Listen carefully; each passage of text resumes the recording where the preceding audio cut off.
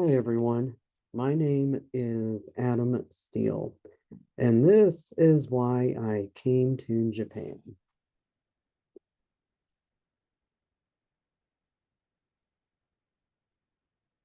So, I am currently working as an ALT in Toyama Prefecture. I work at a few different schools around the prefecture. And I arrived here in right around mid-March. So, as many people did, probably have, I grew up watching anime such as this one, Yu-Gi-Oh! Yu-Gi-Oh! Was probably my favorite anime out of all of the ones that I watched growing up, which while there weren't many, it came if it came down to two, it would probably be Yu-Gi-Oh! And Pokemon.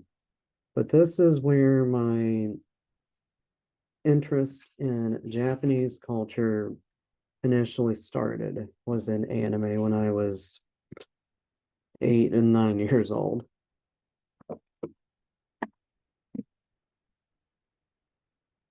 So as I got into undergrad at Northern Kentucky University, um, I would naturally watch YouTube in the mornings when I would get to school to kill time. And I don't remember exactly how I discovered it, but I think it actually was a suggested video from living big in a tiny house, and it followed, in this case, Emma, who was at the time renting a small, very small apartment, what can be likened to a hallway in downtown Tokyo. And as I watched this a few times, it was later suggested to me to watch one of this guy's videos, actually, this specific video. And for those, I'm sure this is probably a minority, but for those of you who don't know, this is abroad in Japan. And I watched his videos an incalculable amount of times once I initially started watching them. I just couldn't stop. Um, I once I started watching them, I just could not stop, and I got more and more interested in Japan. And I thought, you know what? I really have to visit Japan one day. I'm not sure how I'm going to do it because at the time it costs thousands of dollars just to fly over here, let alone stay and do anything worthwhile. And I just did not know how I was going to do it. And then as I watched more of Chris's videos, and it eventually came to me that, or I eventually saw one where he talked about his time being in the JET program or the Japanese exchange teaching program. So I thought, hey, I'll apply and see how it goes. And it did not exactly go in my favor, but more on that later. So, why did I come to Japan in the first place? It boils down to five different reasons. So, I knew I needed a new start. I wanted to find myself. I wanted to experience another culture, and I wanted to make a difference. And also, let's we'll talk about some brick walls that I had along the way. So first, a new start.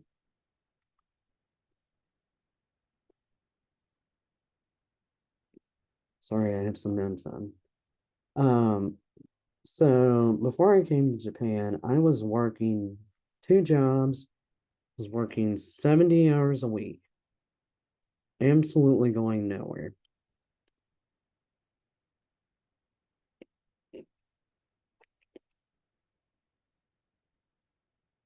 I was working 70 hours per week. It was, it was in a not a good situation. And I did not feel like I was accomplishing anything.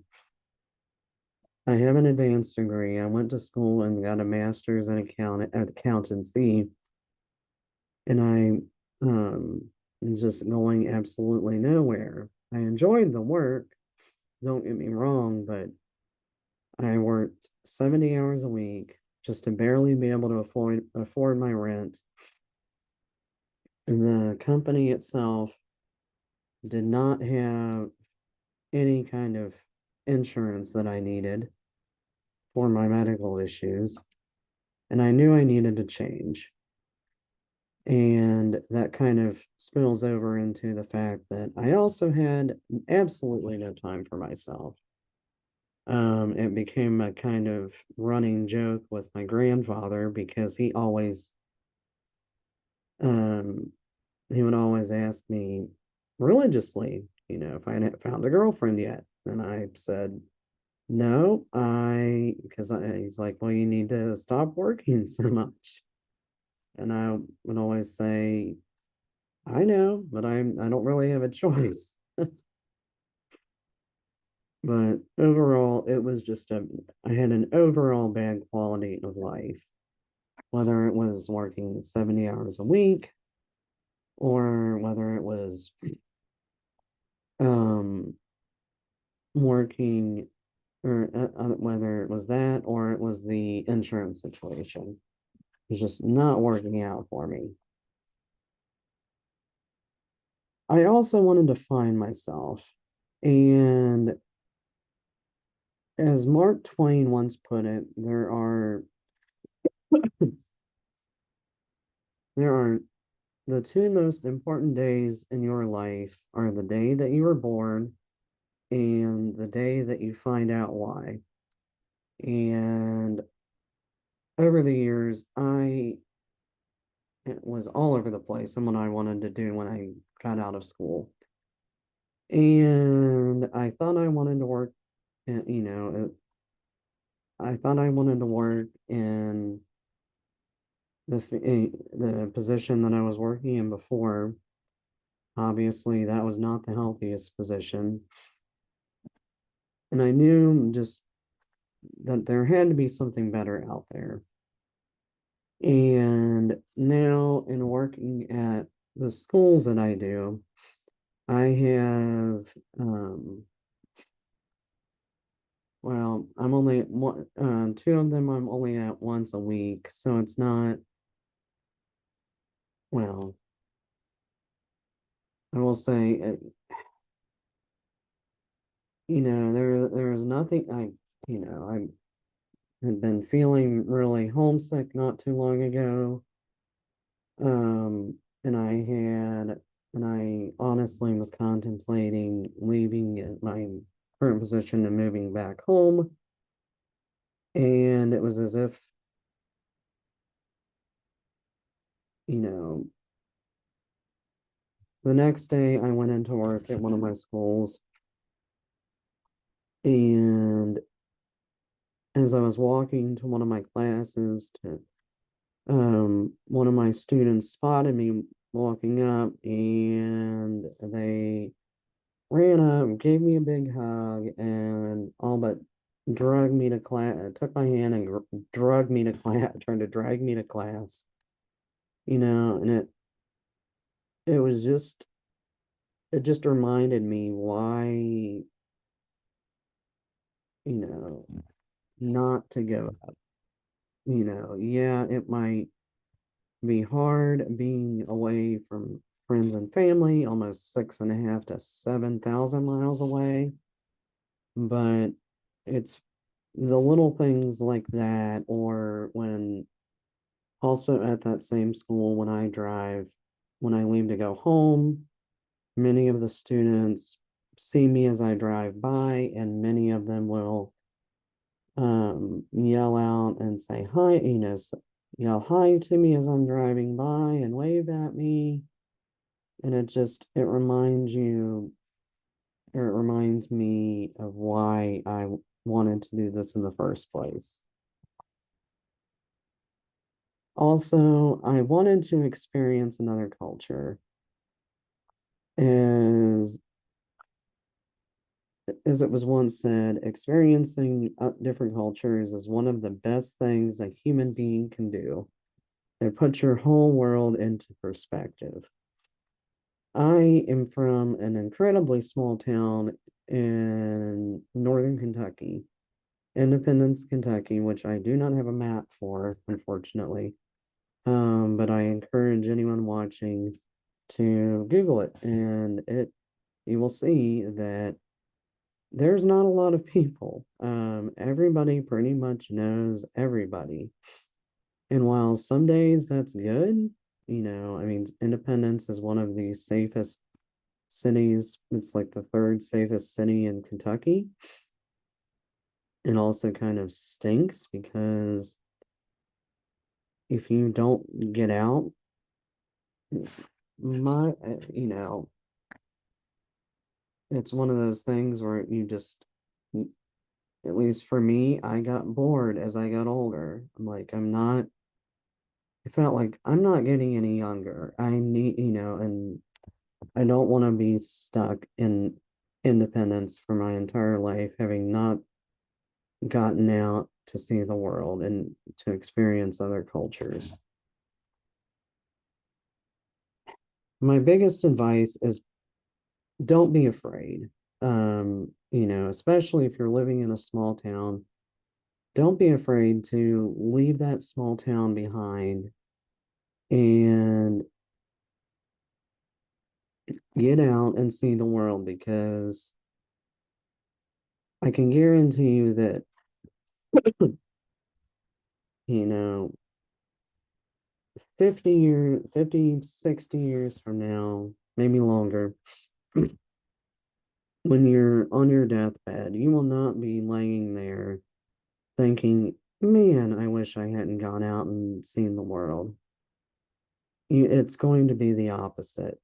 You're going to be wishing, man, I wish I had gone out and seen the world when I was younger and had the ability to do so. The third point is you should increase the chance for serendipity to strike, and that is to say, the unexpected.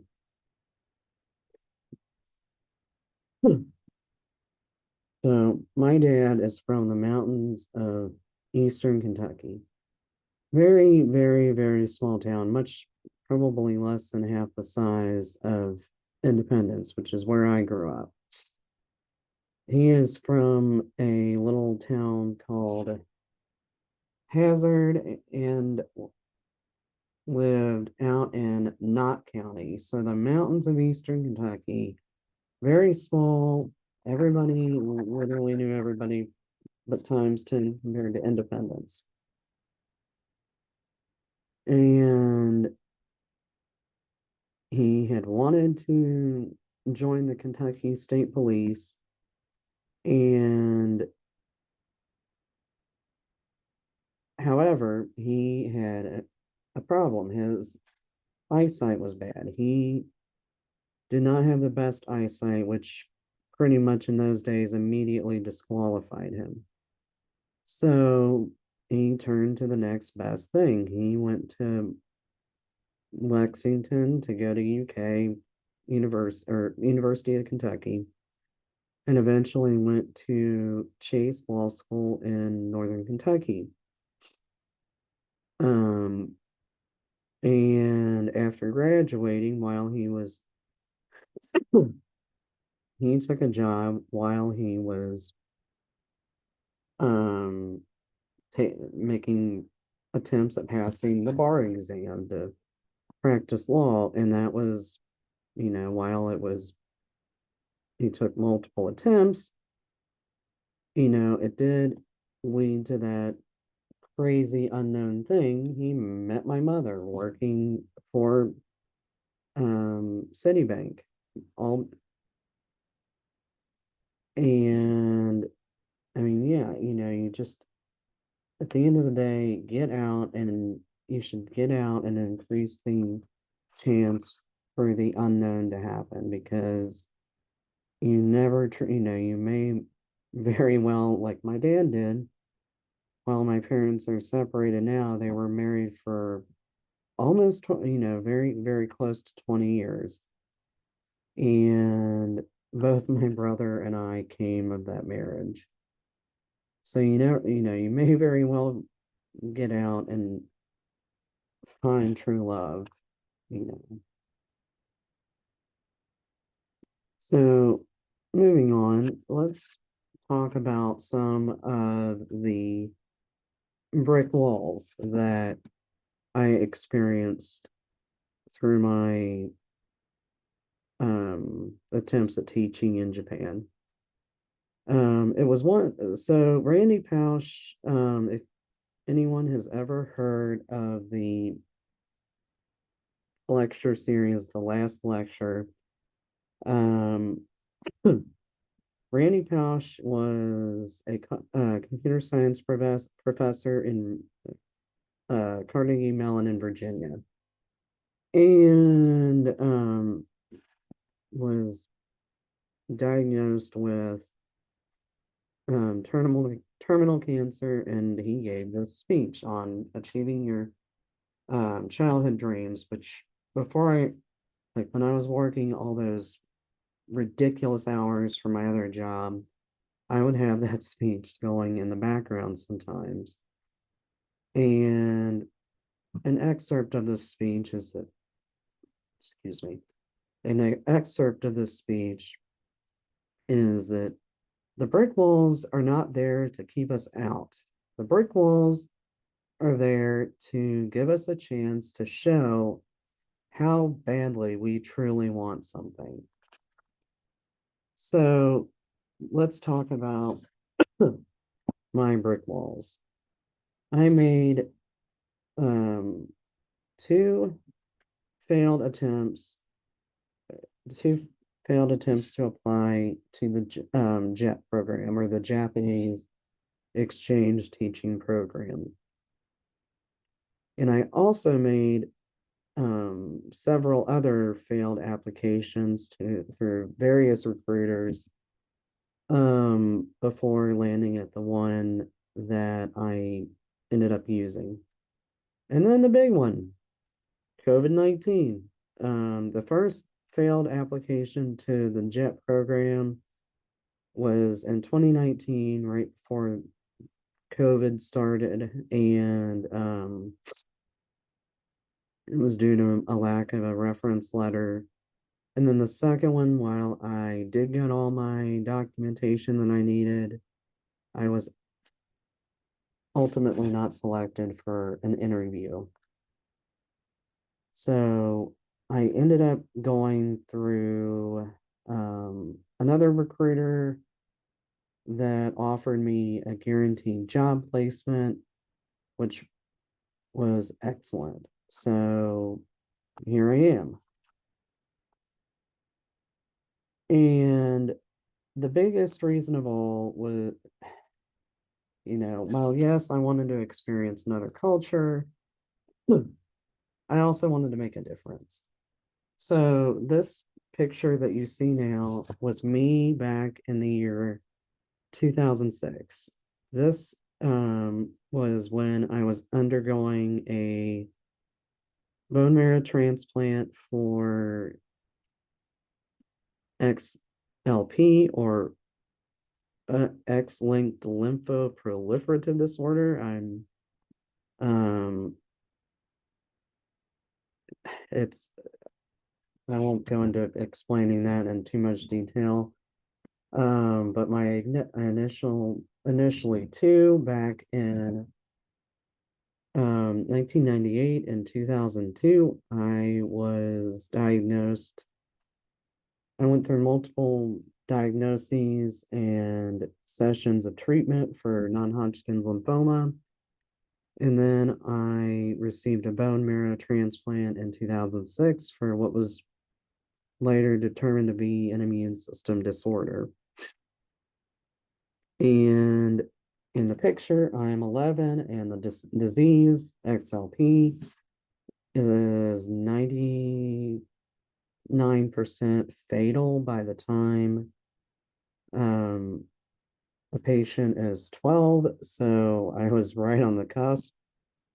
But at the end of the day, I realized I have been given so many extra chances at life, and there has to be a reason. So at the end of the day, I made a commitment when I went into college. I wanted to be a nurse because I wanted to make a difference in patients' lives. Although I didn't end up landing a nursing, I didn't end up um, getting through with nursing just because of the difficulty of the material. So it kind of went on the back burner. Um, and then I realized that somewhere along the way, I realized, hey, if I go to Japan, I can experience another culture.